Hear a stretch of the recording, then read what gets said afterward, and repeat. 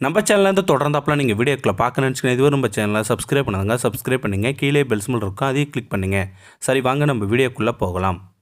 வணக்கம் நண்பர்களே. ஒரு ஊரில் வியாபாரி ஒருவன் வாழ்ந்து வந்தான். தனது ஊரிலிருந்து தினமும் சரக்கு மூட்டைகளை கொண்டு சென்று பக்கத்து ஊர் சந்தையில் விற்பது அவனது தொழில். இதற்காக மாட்டு வண்டி ஒன்றை அவன் வைத்திருந்தான். ஒரு நாள் அவன் வண்டியில் பூட்டும் மாடு அவனிடம் வந்து, முதலாளி, 2 ஆண்டுகளாக நான் உங்களிடம் வேலை செய்கிறேன். ஆனால் நான் செய்யும் வேலைக்கு நீங்கள் எனக்கு சாப்பிட கொடுக்கும் பொருட்களின் அளவு மிக குறைவாக உள்ளது. தயவு செய்து எனக்கு நீங்கள் கொடுக்கும் புல்லின் அளவை அதிகரிங்கள் என்றது மாடு. மாடு சொன்னதை கவனமாக கேட்ட முதலாளி, மாடே, நீ கடினமாக உழைப்பது உண்மைதான். ஆனால் பக்கத்து வீட்டுக்காரன் மாடு 25 மூட்டைகளை தன் வண்டியில் சுமக்கிறது. ஆனால் நீயோ தினமும் 20 மூட்டைகள் மட்டுமே சுமக்கிறாய். நீ அதிக மூட்டைகளை சுமந்தால் உனக்கு புல்லின் அளவை அதிகரிப்பதை பற்றி யோசிக்கிறேன் என்றான் அந்த முதலாளி. பக்கத்து வீட்டு மாடு பஞ்சு மூட்டைகளை மட்டுமே சுமக்கிறது என்பதை அறியாமல் இந்த மாடு அதிக மூட்டைகளை சுமக்க ஒப்புக்கொண்டது. இப்படியே ஓராண்டு சென்றது. மாடு மீண்டும் சென்று முதலாளியிடம் புல்லின் அளவை அதிகரிக்க கேட்டது. அதற்கு முதலாளி, மாடே, அதிக பாரம் ஏற்றியதால் நம்முடைய பழைய வண்டி பாதிப்படைந்து விட்டது. எனவே நான் இப்போது புது வண்டியை செய்ய சொல்லியுள்ளேன். அதற்கு ஆகும் செலவு வேறு நான் பார்க்க வேண்டும். இன்னும் சற்று நாள் பொறுத்துக்கொள். நான் புல்லின் அளவை நிச்சயம் அதிகரிக்கிறேன் என்றான் முதலாளி. வேறு வழியின்றி மாடு ஒத்துக்கொண்டது. புது வண்டி வந்த 6 மாதங்களுக்கு பின் மாடு மீண்டும் முதலாளியிடம் சென்று வழக்கமான கோரிக்கையை வைத்தது. இப்போது வியாபாரி, மாடே, இப்போதெல்லாம் உன்னுடைய வேகம் மிக குறைந்து விட்டது. பக்கத்து ஊருக்கு செல்ல முன்பை விட அதிக நேரம் எடுத்துக்கொள்கிறாய். இதனால் நான் வியாபாரம் செய்யக்கூடிய நேரம் குறைந்து விட்டது. எனவே எனக்கு அதிக புல் தருவதை இப்போதைக்கு சாத்தியமில்லை என்றான் அந்த முதலாளி.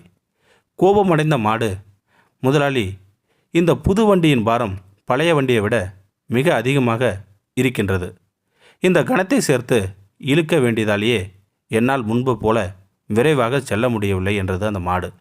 அதற்கு முதலாளி, மாடே, நீ என்ன காரணம் சொன்னாலும் உன்னால் எனக்கு அதிக லாபத்தை பெற்றுத்தர முடியவில்லை.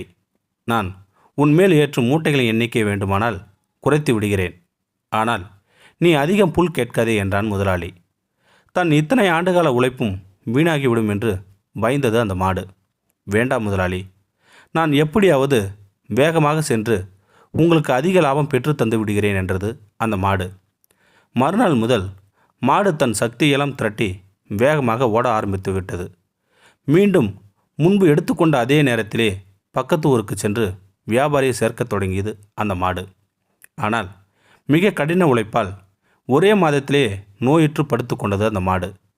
வழக்கமாக சாப்பிடும் புல்லை கூட அதனால் சாப்பிட முடியவில்லை. சில நாட்கள் கழித்து முதலாளி, மாடே, உன்னை நல்ல விலைக்கு ஒருவர் கேட்கிறார். அவரிடம் உன்னை விற்றுவிடப் போகிறேன் என்றான் அந்த முதலாளி. நான் இப்போது இருக்கும் நிலைமையில் என்னால் எந்த வேலையும் செய்ய முடியாது.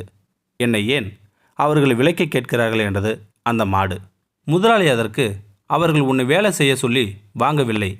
உன்னை கொன்று உன் தோலை எடுக்கவே உன்னை விலைக்கு கேட்கிறார்கள் என்றான் முதலாளி. முதலாளி சொன்ன பதிலை கேட்டதும் மாட்டிற்கு கண்கள் நீர் வரத் தொடங்கியது. முதலாளி, நீங்கள் செய்வது அநியாயம். உங்கள் பேச்சை நம்பி மாடாய் உழைத்ததால் தான் நான் நோயுற்று படுத்து கொண்டேன். இல்லாவிடில் நான் நீண்ட காலம் ஆரோக்கியமாக இருந்திருப்பேன். நீங்கள் செய்தது துரோகம் என்றது அந்த மாடு. அதை கேட்ட முதலாளி, நான் செய்தது துரோகம் இல்லை. ஒரு முதலாளியின் லட்சியம் தன் தொழிலாளியிடம் முடிந்த அளவு அதிக வேலை வாங்கி லாபம் பெறுவதுதான். நான் அதையே செய்தேன். உன்னால் 5 ஆண்டுகளில் சம்பாதிக்க வேண்டிய பணத்தை 3 ஆண்டுகளில் சம்பாதித்து விட்டேன். இப்போது உன்னை விற்பதன் மூலம் பணமும் சம்பாதிக்கப் போகிறேன். என்னுடைய அதிக லாபம் பெறும் நோக்கம் நிறைவேறப் போகிறது. உன்னுடைய ஆசை மூலத்தனமாக்கி கொண்டேன் நான் என்றான் அந்த முதலாளி. நீ முதல் முறையிலே சுதாகரித்து கொண்டதால் தப்பித்து விட்டிருக்கலாம் என்றான் அந்த முதலாளி. மாடு தன் முட்டாள்தனத்தை எண்ணி நொந்து கொண்டது. இதிலிருந்து நம்ம என்ன தெரிஞ்சுக்கிட்டோம்னா, நிர்வாகத்தின் நோக்கம் ஊழியர்களிடமிருந்து எவ்வளோ வேலை வாங்க முடியுமோ அவ்வளோ வேலை வாங்குவதுதான். இதற்காக அவர்கள் பொய்யான வாக்குறுதிகள் தரலாம். பணியாளர்கள்தான் விழிப்புடன் இருக்க வேண்டும். இந்த வீடியோ உங்களுக்கு பிடிச்சிருந்தா கமெண்ட் பாக்ஸில் கமெண்ட் பண்ணுங்கள், கூட உங்கள் ஃப்ரெண்ட்ஸுக்கு ஷேர் பண்ணுங்கள். இதுவரை நம்ம சேனலை சப்ஸ்கிரைப் பண்ணுங்க, சப்ஸ்கிரைப் பண்ணிங்க, கீழே பெல் சிம்பல் இருக்கும், அதையும் கிளிக் பண்ணுங்கள். தேங்க்யூ ஃபார் வாட்சிங்.